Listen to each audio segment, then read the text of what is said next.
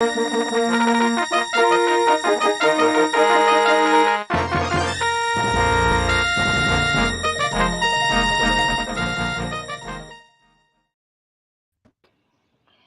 going on, everybody? Good evening, and welcome to another episode of Carbonite Bounty BS with me and the nerds here. How's everybody doing tonight? Hey, Oh, everybody. good. We are here. We are back in Hell the yeah. live segment, Feeling great, man. Great week for everything to come out. As I'm sure everybody here live is was waiting to get in the meat and the potatoes. A lot of interesting things going on. Celebrations is happening. We'll dive into that a little bit, but the real meaning why everybody's here is really like our guy Ben Kenobi down there. So before we dive into any of this fun stuff we get into, let's let our guy DP let you guys know. Nerdcyclopedia.com. People, make sure you hit the button. Also, hit that notification button so anytime that we're on, you know that we're on. If you are listening to us on your phone and on your radio and everything, make sure that you are going to Spotify, Google Play, Apple Podcasts, Stitcher, TuneIn, anywhere that you listen to your favorite podcast, we are there. Also, leave us some feedback too. We got like a whole big old Facebook group called our Carbonite Bounty BS, a Star Wars group. Make sure that you guys are, giving us some feedback on the Insta-webs and everything. Also, make sure that you guys are leaving us some good other feedback at nerdcyclopedia.com. Email us, we love to get some direct feedback from you and also give you feedback. Appreciate that, DP. And as we all said, guys. NCFS. Okay, all right. So we got some good stuff coming up in the NCFS. We got the boys. Nerds talk about the boys. That is coming up soon. Probably coming up next week. Since the boys are going to be reviewing and everything. So, make sure that you guys are checking us out on NCFS. We got some good other content too. There we go. And as we said, guys, it's been kind of a fast-moving week here, right? We started reading the Vader comics, and then kind of we delve into, this lead up into, what was Obi Wan, and then Celebration started, and man, they let off some really important things. So before we even get into Obi Wan, let's just take some time to discuss Celebrations. I know DP was super excited, and let's give a couple minutes about what you're excited about, DP, and let everybody know. Oh, that Andor trailer, man. I mean, that was hitting home for me. If anything, I'm a big Rogue One fan and everything. It grew on me, more and more. Rogue One, the whole tone of it, the whole grittiness of it, the whole just vibe of it. I'm into that. I'm totally into Star Wars, but the tone of Rogue One was just just something that just grew on me to a level where it's one of my favorite Star Wars movies. So seeing this Andor trailer and the way it started out with the guy and the bell and everything, they cut to him, a wide shot and him just dong, dong. Oh man, that was just really decent. And then what I really always wanted to see, and we talked about this on the podcast, how we got like the heroes and the villains, the Empire, and like the rebels and everything. But what are the people doing? How are they dealing with everything that's going on with everything that's happening with the Empire taking over and stuff? How are they dealing with that? So I'm glad to see we're on a ground level of just the turmoil that they're going through, hiding, and how the civilians, how are they being affected? So that was very, very, very, very good for me. And just seeing like a whole bunch of new characters I've never seen before, was just a great thing, mixed with like clone troopers. We've seen clone troopers, in like the the Andor stuff. So I'm hyped. I'm hyped for that. Yeah. What about you as well, Ken? Well, apparently the civilians in the Star Wars universe are busy mouthing off and getting their hands lopped off. That's pretty much what the poor, like the common folk, have happening to themselves. But I'm super stoked to see. I mean, all this new content, and they're doing it all so well too. I mean, it's all just like what we're about to review. I mean, legit from the recap at the beginning of part one, like What was that? That was great. I watched that a couple times because You watch a recap. How many times you can say you can watch a recap a couple times? know, right? yeah, I watched the recap of like the prequel. It led just like they did Rogue One into A New Hope. This recap opened up Obi Wan Kenobi. I mean, they're doing everything so good that whatever they could just come out with this stuff every month, and I think we'd have winners. For sure, yeah. I mean, what are your thoughts, Hitch? I think we've reached a point with these TV shows where I don't care what they call them because they're going to be whatever they put in them. And there's not really a way to know before they start what the content's going to be. So, apart from the look and wanting to see more from the character, which I'm super hyped about, now the way they have it set up, anything could happen in any episode. And I'd be like, okay, cool. Which is probably a testament, like Ken said, to how well they're producing the content here. I'm just real excited to see this grab bag thing. Remember, I think a long time ago I said, oh, they could do it where it was like a new episode of a different thing and you never knew what it was going to be. Wow, seeing them deliver on that promise as they've started to really actually have these series come out, where they have a lineup. It's almost like their own network of Star Wars, or Star Wars all the time. I love it. Yeah. I mean, as you guys said, a lot of interesting things. Don't know if anybody heard, but so they did the exclusive premiere, basically a teaser trailer of Mandalorian as well, season 3. Spoiler alert, I believe it was like a 40-second shot. The time jump is not as far as we progressed. It showed Katie Sackhoff being Bo-Katan again. Just quick highlights where I guess they are on Mandalore. Din is trying to find the caves to rectify his oath, Death Watch, meaning he has to go there to reclaim his Mandalorian creed. And then one of the final shots they said was Bo-Katan sitting on a throne somewhere on the planet of Mandalore, pissed off. So it was a real quick trailer, but they showed a couple shots there. So the time jump doesn't seem as far as we thought. It looks like they are going to Mandalore, and it's directly after the War of 10,000 Tears. So excited to see that. Yeah. Very, very cool. And then today they released, I guess, the big one for the video gamers, Fallen Order 2. So the Cal Kestis has been renewed. They showed a trailer for that. I believe it's on Star Wars website, so you guys can look at that. But it's called like Little Jedi Survivor or something. But yeah, there's a I just watched that trailer just before we got on. Very, very man. If they could get this guy on something, I mean, he was on Shameless and everything doing this thing. I mean, time out.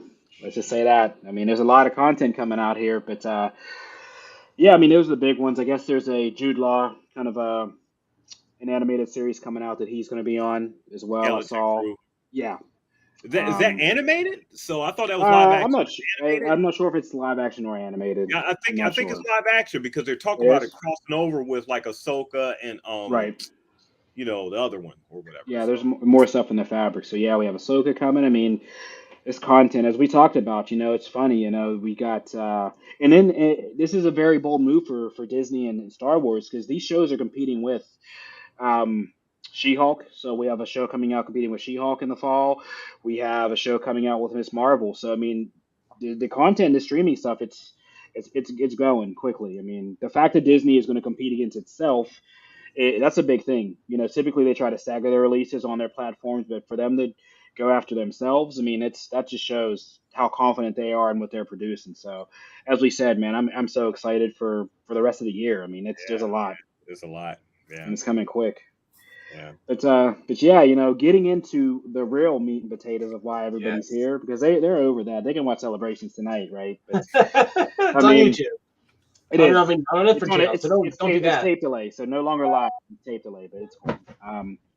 Yeah, as we alluded to and Ken said, I mean, before we even get into the episode, I'm turning it on because I watched it because Disney pulled a fast one on everybody, if you haven't known. So they actually released it 3 hours early. But I'm turning it on and I see the recap, right? And everybody I'm sitting there seeing kind of this old shit, and I'm like, man, I'm about to just skip this. And something told me, because my hand was on the button, Sit there, give it a try, man. Sit there and give it a try. And man, in Kendall getting this, what a treat! Like it basically summed up. It's like I can see that in the quote the movies. Like that recap was like so in depth. It's like the perfect clip note, right? So I'm sitting there watching it like I'm already out of my seat for the episode before it even began. So I'm sitting there like, man, if this is what we're leading into, like the recap already had me. It showed some different angles, some different shots. So, that's pretty cool. I didn't notice like some of the angles and some of the way they reshot some of the scenes, and I was really excited. The recap had me. Yeah. So if you watch the recap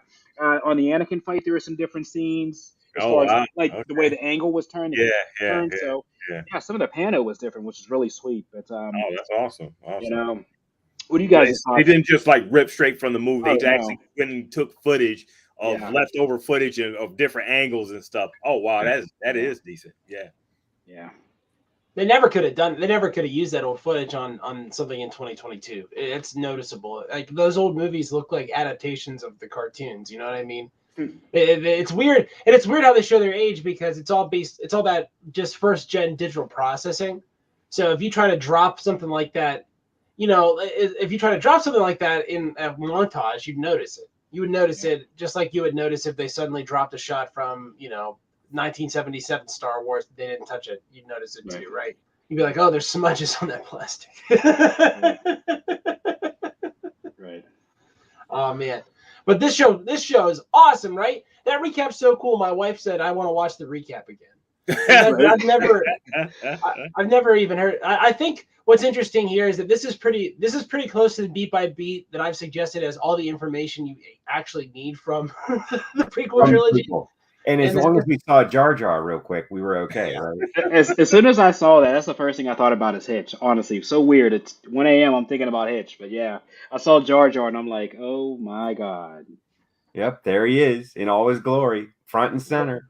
It's like, no, you didn't just drink and hallucinate that. That was real. That really happened to you and to everybody. Steel City's favorite guy there, Jar Jar Binks, my nemesis. Oh well. But yeah, I mean, as we watch the intro, I did skip the little Star Wars thing. I'm not sold on that. I think Filoni they need to work on that a little bit.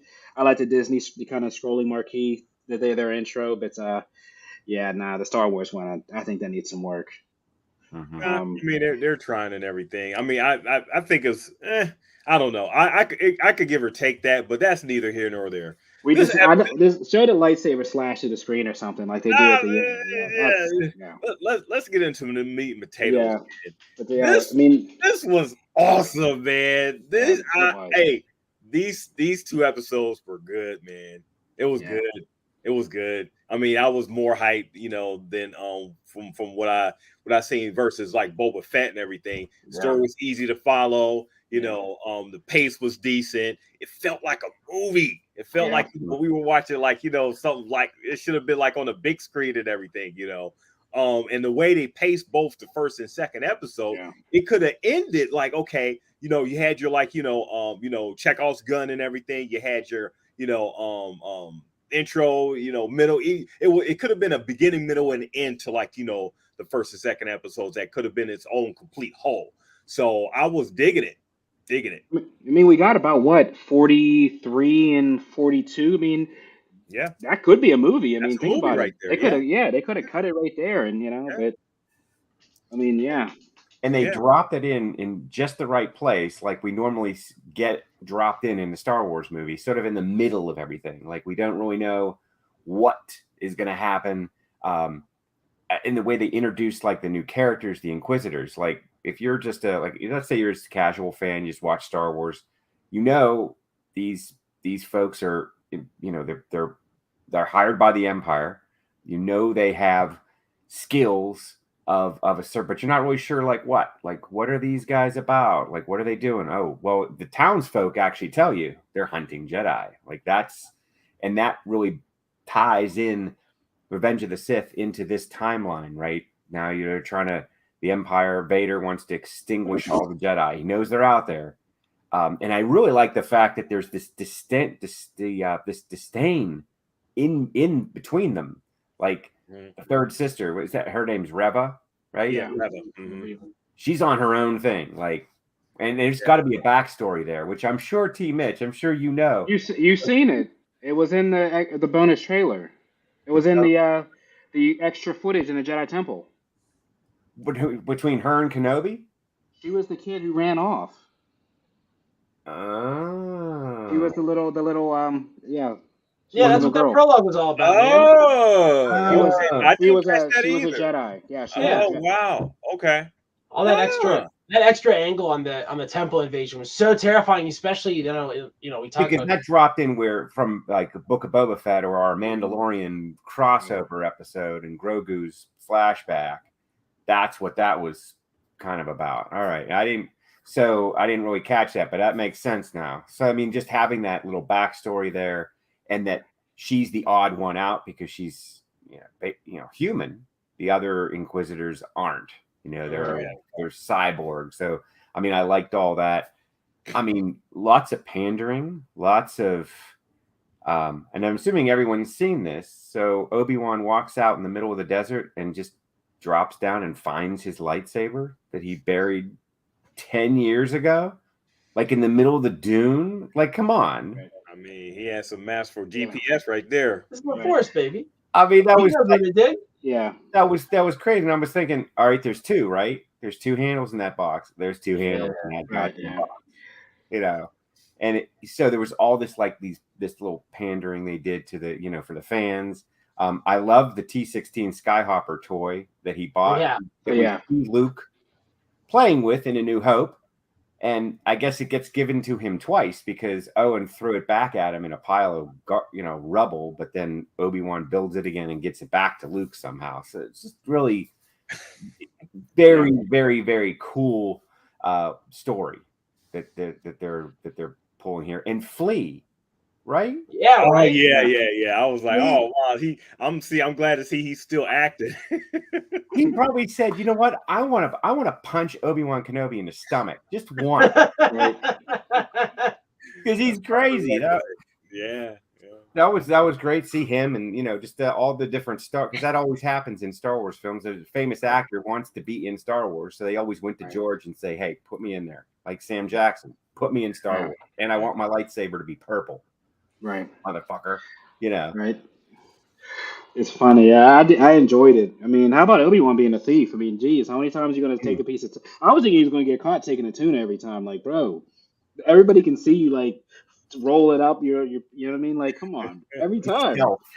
My thing is, I'm sitting there and I'm thinking, like, Disney's trying to push some sort of crate dragon dish at their park, because we have crate dragon meat in the Mandalorian and crate dragon meat here. It's some delicacy. They're packing it like they're on some ship in the Bering Sea. You know what I mean? Like, it's crazy out there. And then they're like, oh, he's stealing this meat. But this thing, I mean, is it really anybody's property, or is it not just of the nature of Tatooine, right? So I don't mean stealing from a guy who's stealing from everybody to feed your pet jalopy. I don't know. It's it's fine with me. Stealing from people that are stealing from you is always fine by me. Right.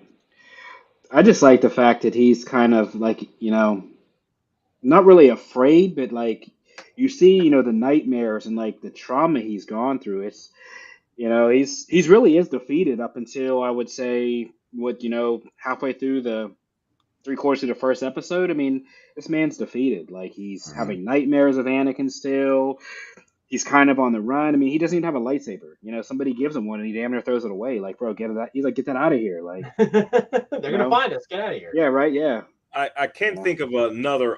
So this is like I think about the second time I've seen a show do a flashback from a movie, and the first one was like Cobra Kai for me.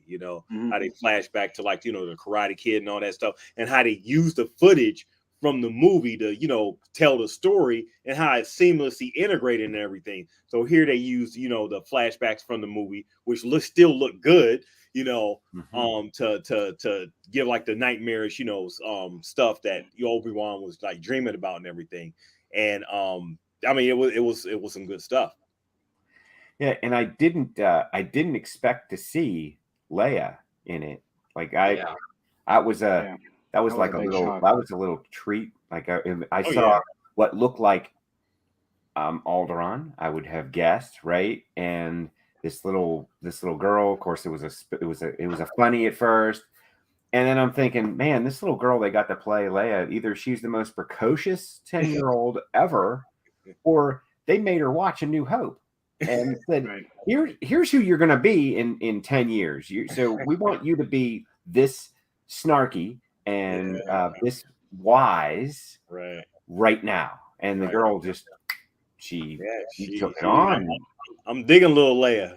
I mean, Well, it's kind of cool, Ken, as you said that, because this is another, as DP hates to say, but another course correction. Because in this young Leia, you see, she has the Force. She's understanding. She's able to read her cousin's mind. So this is a big course. time. Yeah. This is another course correction to her being more Force sensitive than they showed her, obviously, in the original sequels, leading into her having power. So it now makes the sequel trilogy. Was it and what she really did. like reading his mind though? I mean, I understand. I think I called to see more of her being like intuitive. You know, But that's all the Force is. I mean, I understand. I understand. I mean, we know that, you know, she has like, you know, elements of the Force and everything. But I think that was sort of a scene to sort of play with our expectations. Like, how much does she know at this young age?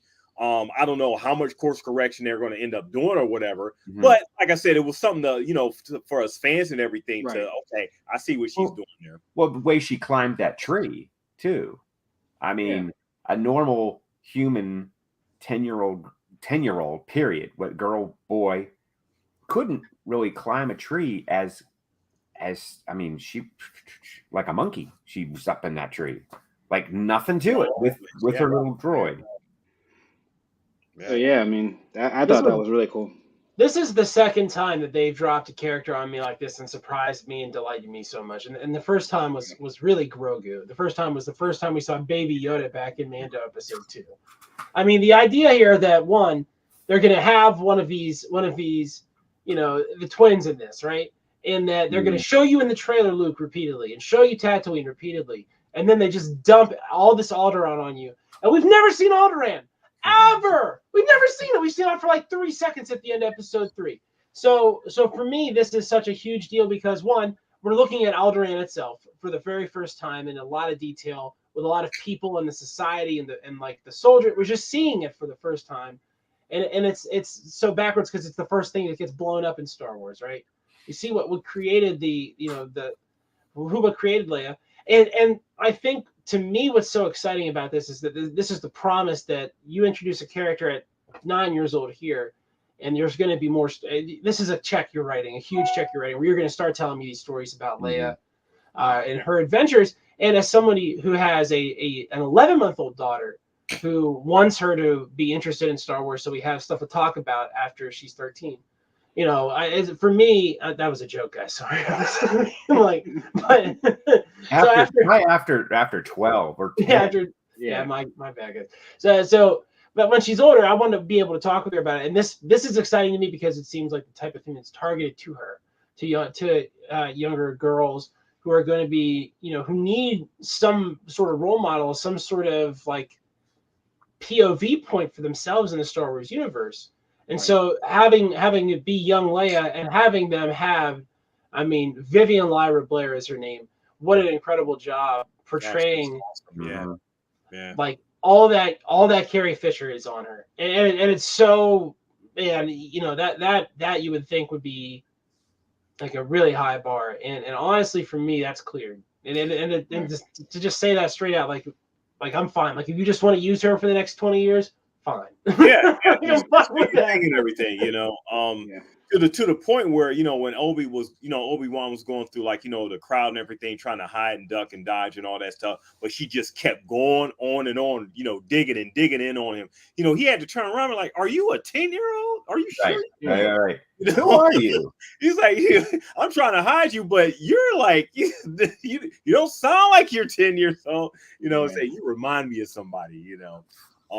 But yeah, I mean, their chemistry is like, you know, super decent. And I think you hit on a point where it is reminding me of that Grogu relationship, you know, with Mando and everything, you know, the kid, you know, with the adult, you know, and her being like super snarky, your daughter, better yet, my grandpa. Yeah, Grandfather. right. More like your granddaughter. Snarky, yeah. That was decent, man. Yeah, I'm loving everything I'm seeing so far. You know, like the pacing. Like I text you guys in our text earlier, text you earlier and everything. It felt like a movie. It felt like the pacing and everything was just like, okay, we're not getting into like the super action and everything. We're just getting reintroduced to this character we haven't seen for like 10 years. We're seeing like everything that he's going through. How he's sad, his emotion and everything, how he feels defeated because of everything that we've seen that happened in the Clone Wars. Man, the way it's impacting him right now, it's just like, wow. Ewan McGregor is like carrying that to the T, and it's really like it's a great affecting a performance. If there's one thing they got right in the prequel trilogy, it's the casting. And Ewan McGregor showing up here feels like the real Obi-Wan. Real. Yeah. It feels like if anything, that there's always like this sort of the idea of how, is this the real Santa Claus, right? Like, you know what I mean? Like that idea. Is this actually the thing we're looking at? And having Ewan McGregor, and quite frankly, I make fun of this a lot, but Space Jimmy Smits in this, having the real Bail Organa in this, who's like maybe the 5th most tenured Star Wars actor at this point.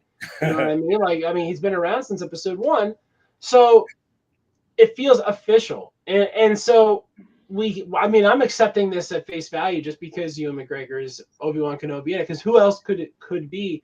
And my wife, I think maybe she misheard me, but she was wondering why they didn't use. I think she said, "Why didn't they use the original guy?" And I was like, "Alec Guinness." I think I don't know why they didn't use that guy.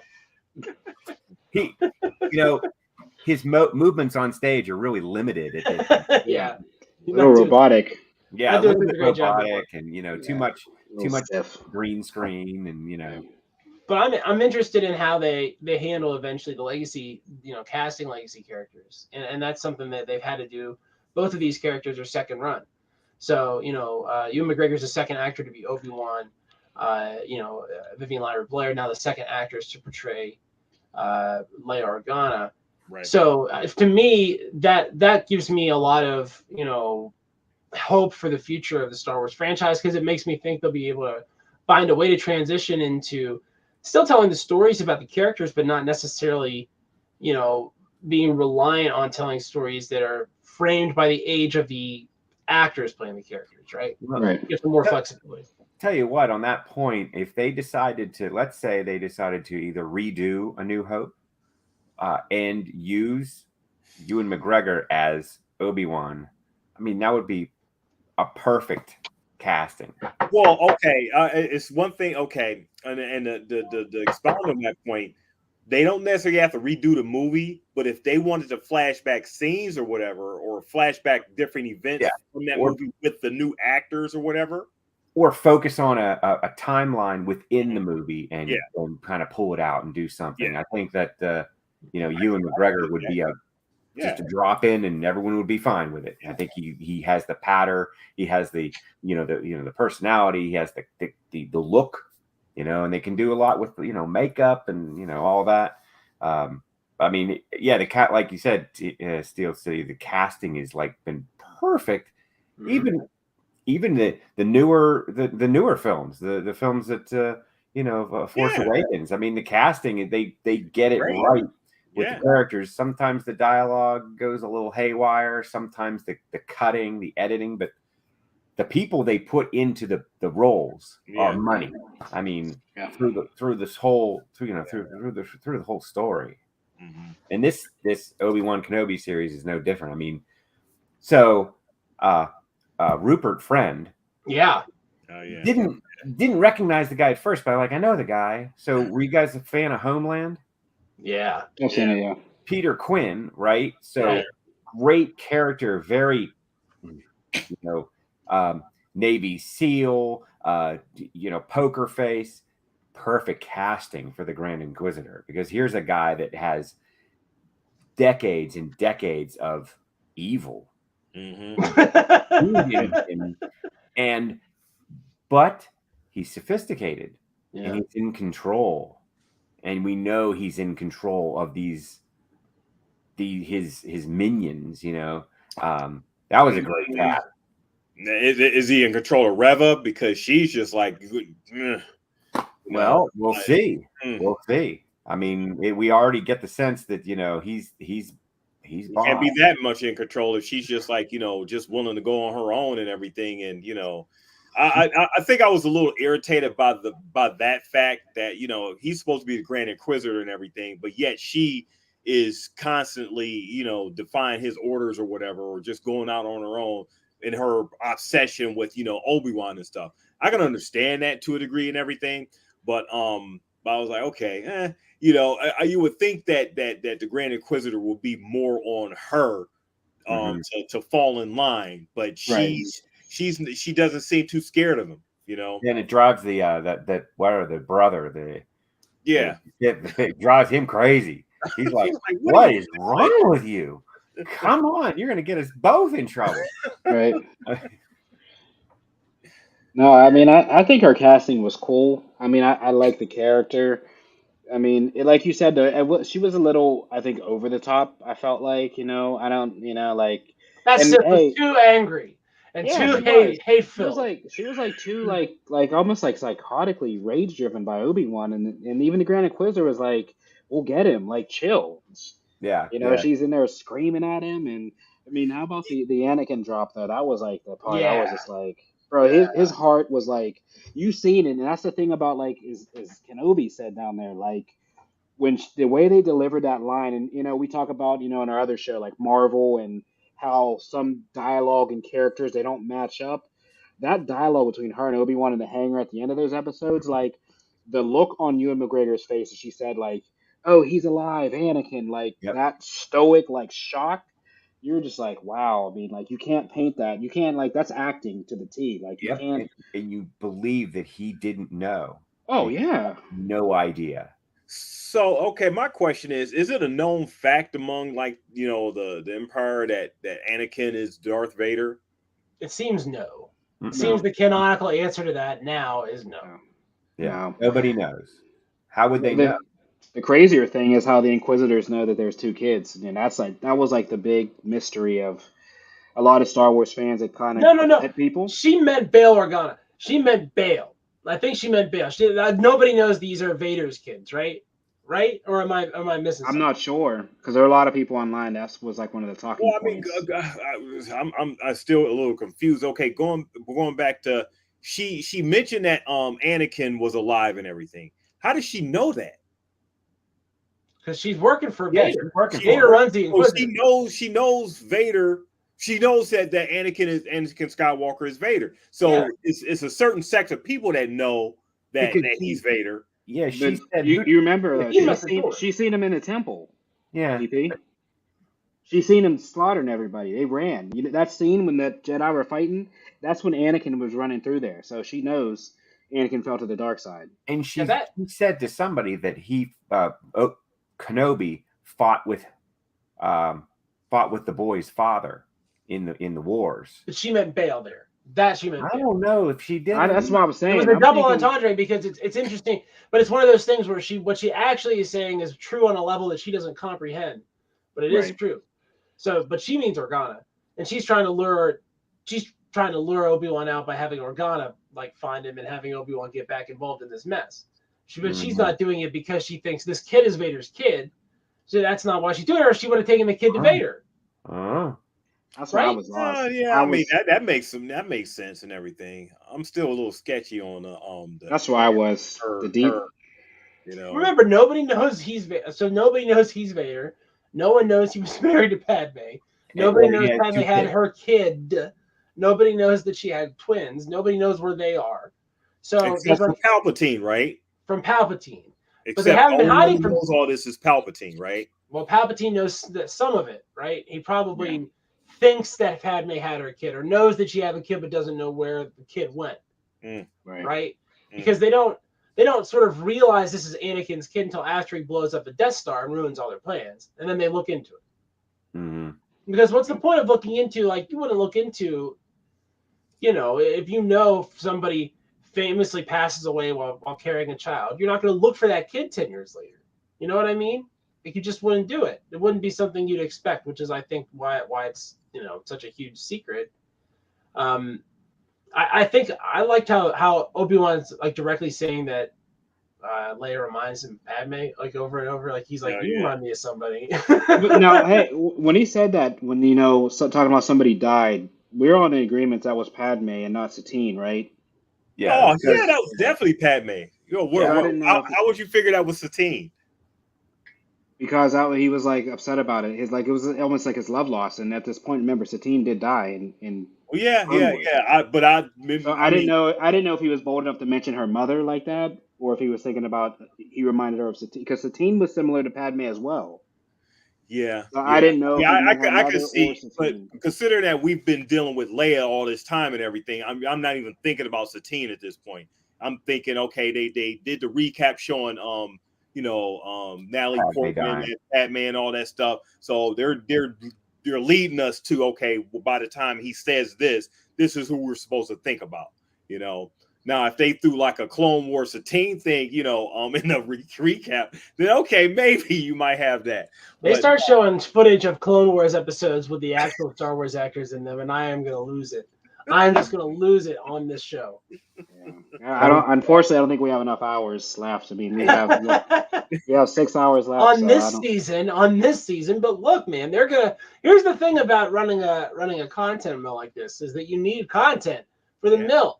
So like, if it's 2022, but in 5 years they're gonna be like, what, 30 seasons of Star Wars deep from here? That's a lot of depth, man. There's going to be a lot of content. It's going to be like that's the thing, and that's the thing that's great about this release structure for me, is that I think, when we talk about the prequel trilogy, I think I mentioned this before, it felt limited. Like, this is it. This is all you're gonna get, and it better be good and it better be awesome, because this is all you're ever gonna get. And it's gonna be a long time until there's more. But when it's like a couple weeks until the next series starts, look, guys, if they beef one here, it's okay. The new one's gonna start in 6 weeks. Like, it's fine. Like, who cares? You know what I mean? Ultimately, it's not that big a deal. And the fact that the quality of the writing has been so good on these is really something that's really encouraging. And I think this story really felt like the sort of thing we would have seen in one of those EU novels from the 90s or the aughts, where it's like, what is Obi-Wan? Obi-Wan is in exile. You know what I mean? You can almost read the jacket. Right. Cover of this, and what if Leia Organa has been kidnapped! Exclamation point! Right? Like, so. Well, I mean, Filoni and Favreau are smart with this, as you guys said, though, because introducing this young Leia leads now into a teenage series with a teenage Leia. So that opens up a whole nother show and a whole nother character spot a route they can go down. So there we go. We already have done the merchandising. It's just done. There we go. So that opens up a slot right there for another series, another way for them to expand on her, kind of leading up to the scene. I mean, think about it. If we lead up, we saw Jen Oster's perspective and Andor's perspective. How about we lead up to that scene to where she does get on the ship and she does get, basically caught by Vader and taken hostage? We can actually tie that together and really, synchronize this whole story. That will be epic. Mm-hmm. For them to lead up to that point. And we started mentioning clone troopers a few minutes ago. So, who was that clone trooper? I think that was just a random. That was just a random. But to your point, Ken, I don't know. Yeah, it brings up. Okay, are we going to see Cody? Are we going to see Rex like during this series? I mean, it's a lot, but I mean, the way you got Chekhov's clone trooper. I mean, that wasn't a mindless drop. No, I mean, there were seconds there where we knew, okay, that's Tamara Morrison, that's a clone trooper, and Obi-Wan's like looking at him like, why are you here panhandling with your helmet? Like, you should be helping me. We got something to do. I thought they didn't just do that. Just Chekhov's clone trooper. I'm calling it. We're going to see Rex or Cody up in this before the 6 weeks is up. Somebody, I looked it up online, and there was half the people were saying it was Rex, half the people said no because there's a timeline problem with where Rex left the story in Rebels. There's so it doesn't work. We'd have to go back and review that. I don't even think we've gotten to that point in the story with Rex. I could just say it's whoever. That's the great thing about Clone Troopers, right? All of a sudden, it's one of the ones from that episode. Nah, I didn't really die. I'm fine. Here I am. I'm fives. Right? I mean, you just believe it. But everything's good because they're clones. Why couldn't they? It doesn't really matter. They're all clones. I think it's interesting they drop a clone because the age of that clone tells you exactly where you are in the timeline. It's like all the clones were sort of made at the same time. The age at the same rate. They're all the same age. They look pretty much the same. So if you drop any clone, it tells you how far away from the Clone Wars you are, and you're not that far away because they're still alive. Right. So it could be any, but like you said, Chekhov's clone. And who are the clones that we want to see? We want to see Commander Cody. I don't think we can get away with not seeing Commander Cody. In fact, if I were to be bold, I would say that the check they've written is Commander Cody or someone like that was going to be in this. But who else is going to be active is the old Bad Batch could still be around kicking it. And, right. I'm excited to see them show up. Omega would be an adult, just like Boba Fett. Yeah, I was going to say, Omega would be another character. And you can see how they're building the stable of interesting characters to sort of direct at this time period in between, the coup of Palpatine's coup and the beginning of the real Galactic Civil War, which is the destruction of the Death Star. So very, very interesting. And again, to the thing I keep saying is what we have here, gentlemen, is a little bit of unpredictability. Anything could happen next week. There's 6 or 7 different things that could happen, and we'd all be like, awesome. That's good. Yeah. I'm not sure, what the mixed, reviews were, because I was seeing some negative stuff and everything regarding this, but I got into it. I was totally in the whole way. It was some little effect stuff. I'm like, okay, yeah, but it was still giving me that that prequel trilogy vibe, and I'm okay with that. I like the prequel trilogy now. I may not watch it multiple times.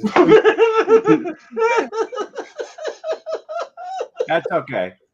We know you do anyway. I'm not watching, but I like it. But I'm okay with it. I'm okay with it. It was still giving me some good vibes. A great continuation from that into this. So I love the synergy. I love the how everything just flows. Love seeing the little what do you call it, the Jawas. Love seeing those. That was great to see. I'm loving everything that this universe has because it's so linked. Everything is just so linked so closely and everything, especially with everything that happened with her taking over is affecting everything. Yeah. And the Jedi's just being sorry, just not being not being available when you really need them and everything, all that affected a lot of people just big time and stuff, So looking at this and Andor coming up, I'm just digging everything. Yeah, the content is seamless. As we talked about, we actually haven't gotten to this, but the shots of this were excellent. I think there was one error that I caught, and it was early in the episode when you saw Obi-Wan riding into the sand. You saw the backdrop, and I was like, that's the only spot I really. That was the only one that looked a little. It did. You can tell it was a sound stage. That wasn't real clean. I don't know why they shot it that way, but I was that looked really bad. But other than that, I was everything phenomenal. As many times as we see Tatooine, it seems like it gets more detailed, more crisp. It always feels like home, though, right? It does, yeah. You recognize the buildings, and even if it may be not the same street, it still feels like Tatooine, Mos Espa or Mos Eisley or Anchorhead. I think, and they could really, extrapolate that on, because already the Jawa mentions Anchorhead, like he's saying. You smell so bad, I could smell you from Anchorhead. So maybe we'll get to see some of these other places. maybe we'll see Luke going there. Maybe we'll see Obi-Wan like spying on Luke, make sure he's not getting into trouble. He's not using spice. He's not talking to Imperial Navy recruitment officers or whatever else, I mean, there's this real element here. And I sent you guys that clip, the troops. Very important to listen to that dialogue because it brings this all back. Like Owen wouldn't let Luke do anything. They wouldn't let him go to the academy. He was like really just controlling him. So think about that. He wanted to control Luke to protect him, but too much. Yeah. Too much control, too tight your grasp, the more systems will slip through your fingers, which is basically what happens to the Empire because they tried to control everything and they lost the whole Outer Rim and they lost every other territory that they had control over. I mean, that we get like the Monty Python sketch where where the Inquisitors land and some Tatooinean is like, we're not technically part of the Empire. Actually, we're a protectorate where we pay taxes to a daimyo, and that daimyo is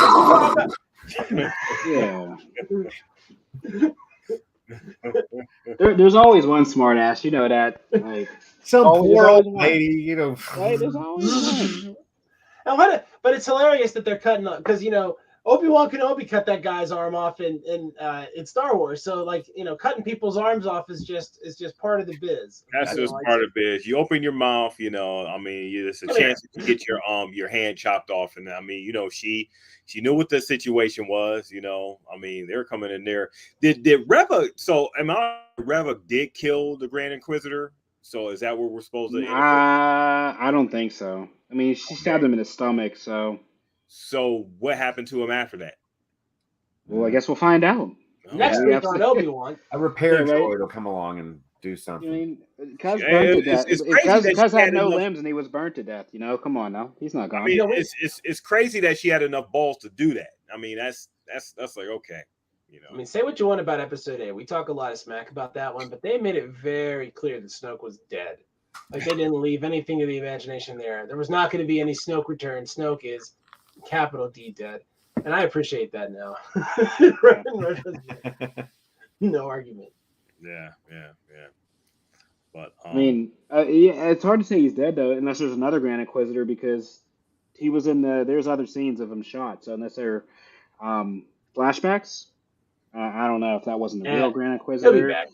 He's a robot. He's twisted an even more machine now than man. They can just wave their hand and have him show up. It's all good. But as DP said, I didn't like that dynamic with him. Like, this is the Grand Inquisitor. This was a Grand Jedi Temple Guard. Reva is not that strong of a Jedi. She was a youth, so she wasn't even really trained. And for her to blindly stab him, deceive him, it just, to me, that stunk a little bit. Like, I get it. It's part of the show, but I just thought how brash he was, and I guess an overall a little clunky. They could have gave her a little bit more clear motivations because me and Ken did miss that a little bit as far as her motivations and stuff. Because she was just running around just being like, okay, all right, you got some. Yeah, why are you so angry? Some huge ones, there. Talking to the Grand Inquisitor like that. But I mean, I like her. She's good. She's pure evil. But I guess this whatever happened to her, may put her on like a redemption arc. At some point. I don't know if they're trying to go that far with that. I don't know. Keep in mind though, she's the perfect. She leads into our discussion with Episode 7 when we saw them kidnapping the Empire kidnapping kids for the troopers, actually no clone troopers, but actually real life stormtroopers. Yeah. Well, her arc was that, remember, the Jedi weren't always good. They were taking Force sensitive kids. She was pulled from her family.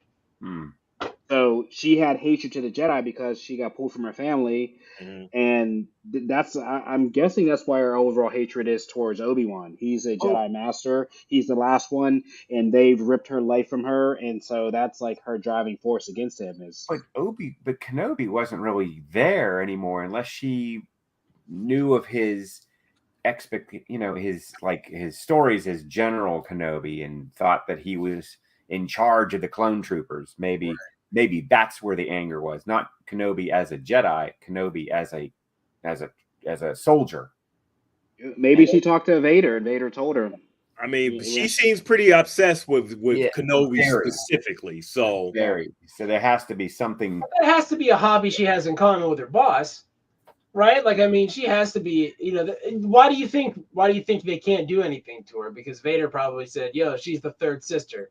Get out." She's under my protection. She's obsessed with Obi Wan Kenobi, and guess what I am? Obsessed with Obi Wan Kenobi. So for me, it really works out. I'm fine. Yeah. How about that? I don't know if that was like a Snoke connection or a Palpatine connection, but how about that Force connection? Kind of when Vader sensed Obi-Wan, and his eyes opened, and he's after he activated his powers, he immediately sensed him. That was just like, that's kind of as me and Hitch says, that's the Dragon Ball Z moment when they notice, another Saiyan somewhere. Yeah. It's so hard. It's over 9,000. Already pop out. It's going like, he's going shit. That's what he's on. Right. That's not even Frieza's final form, and then Frieza's like, I have other forms. Anyway, that's a different truth. Definitely, but no, man, I really enjoyed these 2 episodes. I mean, it was the right amount of time. I felt like that 40-minute. That's like not too long. It was perfect. And when it ended, I was just like, man, like this is what we talk about. It's what we dream of. It's like getting good content like this. As like Ken was talking about earlier, it's the right amount of time and leaves you not having, okay, well, I need to see next week's episode and everything. Right. That was the first thing. I didn't mind that this ended and I have to wait another 7 days now. Yeah. This was good. I can't believe that there's only 4 more. Like, that's crazy, right? What are they gonna do? Like, are these gonna be like hour and 15-minute episodes? I mean, they got a lot. They got a lot that they need to do in 4 weeks to tie this up. Disney doesn't have a great track record in like doing 6 episodes and really, they don't gotta tie everything off. They don't gotta tie nothing up. They don't gotta tie it up at all. They could just just come back next year and do any series they want and just be like, oh yeah, here's Obi-Wan for 2 weeks. Yeah. We'll be like, no, get back to that nameless idiot we don't know anything about. No, we don't want Obi-Wan, which is what we felt like in Boba Fett, right? We're like, well, get back to Mando now. I wouldn't mind one-shots and stuff, like how they used to do in the comics and stuff. You tell one story. I mean, it doesn't have to be like a 2-hour movie, good an hour long, if even wants to work and everything, but doesn't want to work a whole season, get him in for an hour, tell a story, be out, and go on to the next thing, So, I mean, they got the platform to do it. They don't have to negotiate with different advertisers and stuff. Drop it, get in, be out. It's a whole bunch of stories that you could tell in this universe. And the good thing about having this platform is that you don't have any rules. You can do whatever you want. And like, Hitch saying, it's like having your own Star Wars channel. I mean, you're strictly there for that, and bam, that's it. Like even that family that our imitation Jedi was saving, taking their money, like even that family, like that mother and son, like who are they? Maybe they're because he got them to Corellia, which is where Solo was from. So you've got these like little connections that they could pull a story out of. Stories you could do 45 minutes, 30 minutes, half hour or whatever. Get in, get out. Tell a story. I mean, you don't need like a super big budget and everything. Star Wars fans, I believe, like the universe is his own character, so it doesn't matter what you do with it. It's if it's Star Wars, they're going. We're going to watch. Yeah, it doesn't matter what episode or where it is in the timeline. It's a Star Wars story. So. And like I said in the beginning, this stuff is being done so well right now. They have the right, they have the right stuff that I mean they could do whatever they want. Yeah. And they have the animation platforms, so they can do the more risky stuff there. They can do the bigger like set piece stuff there, and they can come back to the live action to deliver these sort of these moments where why is Leia reaching out for Obi-Wan? Why would Bail send Leia to get Obi-Wan? Well, the answer is she knows him. Mm-hmm. Yeah. And it's simple as that, right? Why does he know that if he sends Leia to Tatooine, that Obi-Wan will definitely get involved, right? There's nothing like he knows if Leia shows up on Tatooine and goes, "Oh, Obi-Wan Kenobi, help me out," he's gonna just go. He's gonna drop everything, grab this teenager boy that he's been trying to protect, and drag him off into space. Yeah. Because who knows what happens, like why Bail Organa is stuck on Alderaan, right? Who knows what the deal is there? There's probably some sort of senatorial intrigue that causes him to have to retire from being the senator or whatever. And so, I'm interested in seeing all of that. I think they've successfully, even if they do nothing more with young Leia here, I feel like they've successfully primed the pump for more from that, from that character. Yeah. You've done it. You've made that conversion from, we have to tell a story and use Carrie Fisher's likeness to there's now another like authorized Leia, right? There's another actor we can put out there that can do it. I think that they've made that turn, and I think that's not a mean feat here. And to do it as like the secondary thing on this premiere is a real impressive thing. She's good. So I mean, she has a good career ahead of her. That young actress. Yeah. I second that, guys. And as we kind of wrap up, as we said, it's kind of funny that this came out on a Friday, Thursday night. I mean, it kind of shows how the power pendulum in the streaming services has shifted because, as we know, I mean, if you guys don't know, Stranger Things came out and they actually pushed the date. It was supposed to come out before, but I think Netflix was inferior to this release, which is why they pushed it, because Stranger Things is supposed to come out beginning of the month and in time. So it shows how powerful these streaming services are. I mean, granted, Stranger Things has been out for a while and it's popular. Look at the actors that Marvel and Disney are pulling. I mean, I know where my eyes go. When I see the list, the things that are going on, this is building. I mean, we talk about this, and Hitch always flashed up the money, but this Marvel train does not seem to be slowing down at all. At all. And Natalie Portman's on both. Right. Natalie Portman's on both this summer. No, right. Good for her. And what an awesome, again, we talk about the casting. I mean, she won an Oscar somewhere else, right? Like, so, wow. So again, just a lot of credit to the people that are involved with Star Wars, right?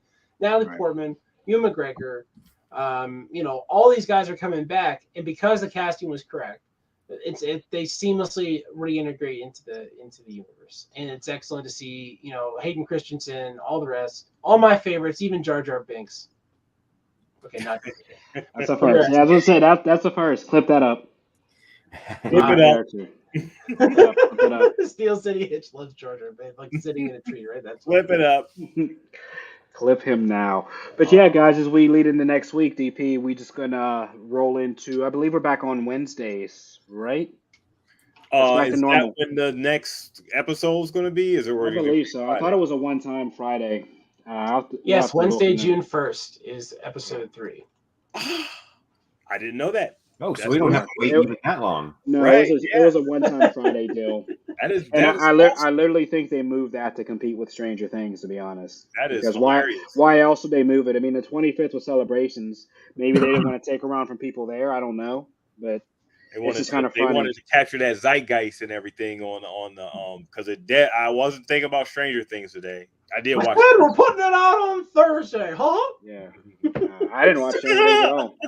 I haven't seen it yet. That'll be Thursday. That'll be my next. Yeah, that'll be my next watch. But we're gonna beat those characters into their life. I need to see a picture of Mickey. I need to see a picture of Mickey with a lightsaber cutting up the whatever. What's your name? 5 or whatever her name is. 11. Yeah, whatever. 5, please. 5, 6, 7, 8, 9, 10, 11. A different prime number is the same sort of thing. Right. It's 11 Agos, and what's the other Dungeons and Dragons? Yeah. 11 Agos and Dungeons and Dragons or Stranger Things. They had me at the first episode. It's still good. I saw the first episode. It's good. It's a lot of setup, but you got to be patient with it. Good thing they dropped everything all at one time. So Yeah, definitely. But yeah, guys, it looks like we will see you guys literally in a few days. So I hope everybody enjoys their weekend. And until Wednesday, this is the way. This is the way. Wait.